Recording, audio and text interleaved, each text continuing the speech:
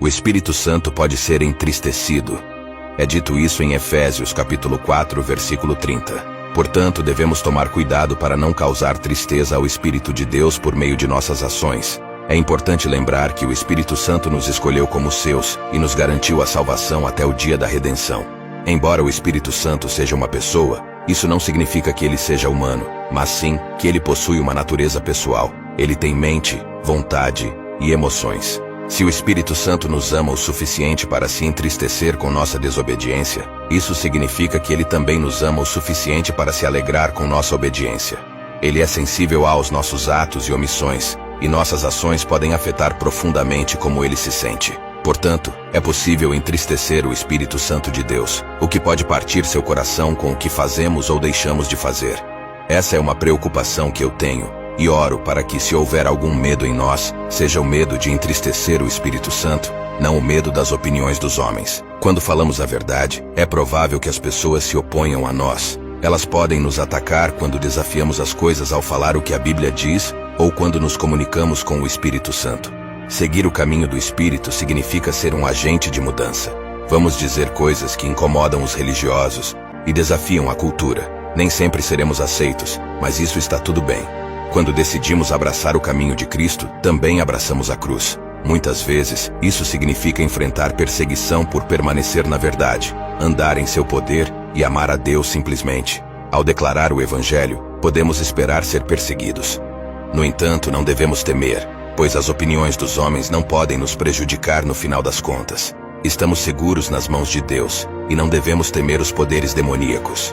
É importante estar vigilante, mas não cair na paranoia. Reconhecemos os ataques do inimigo e somos conscientes de suas artimanhas. Estamos envolvidos em uma batalha espiritual e não devemos ignorar essa realidade. No entanto, não estou sugerindo que sejamos apáticos em relação ao poder das trevas, ao diabo e aos demônios. A Bíblia nos adverte sobre o inimigo que ronda como um leão, buscando a quem devorar. No entanto, há uma grande diferença entre estar vigilante e ser paranoico. Portanto, sim, devemos estar atentos à guerra espiritual, mas não devemos temer os demônios. Aquele que está em nós é maior do que aquele que está no mundo. O Espírito Santo é mais poderoso do que qualquer espírito que possa existir. Não há espírito mais poderoso do que o Espírito Santo.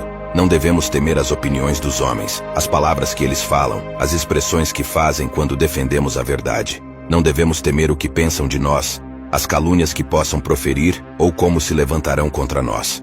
A cultura também pode se voltar contra nós, mas mesmo assim não devemos temer. É verdade que o sistema religioso pode se opor a você, sua família pode ficar contra você, e até mesmo seus amigos podem virar as costas quando você fala a verdade e anda com o Espírito Santo. No entanto, não devemos ter medo do que o homem pode fazer ou dizer, nem devemos temer os demônios. Devemos estar atentos, mas não devemos viver com medo. Há uma coisa pela qual devemos temer: entristecer o precioso Espírito Santo. Não é um medo motivado pela punição, pois sabemos que há consequências para o pecado. O pecado tem um poder destrutivo, e mesmo os crentes que persistem nele colherão frutos de destruição. Mas nosso temor deve estar em entristecer o Espírito Santo. Não devemos temer nada além de causar tristeza ao Espírito Santo. Esse temor não é motivado pela punição, mas pelo amor, que é a essência da vida do crente. Devemos caminhar em um caminho sabendo que nossas ações afetam como ele se sente. Devemos ser motivados à santidade pelo amor. Talvez você já tenha sentido a dor e o desgosto do Espírito Santo em um ato de desobediência. Eu sei que em minha própria vida, houve momentos em que pensei, disse, ou fiz algo, ou até mesmo deixei de fazer algo, que entristeceu profundamente o precioso Espírito Santo. Eu pude sentir a mudança na atmosfera ao meu redor, a perda da beleza da sua presença, a glória que antes repousava em minha vida, a alegria, a paz, a união e a comunhão perfeita. Foi como se essa atmosfera se agitasse e meu coração se partisse. Eu pude sentir o peso, como o salmista escreveu: a tua mão de dia e de noite pesava sobre mim.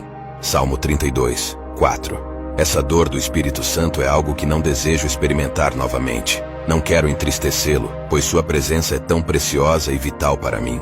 Meu único temor é entristecer o precioso Espírito Santo. Não quero quebrar o coração dele.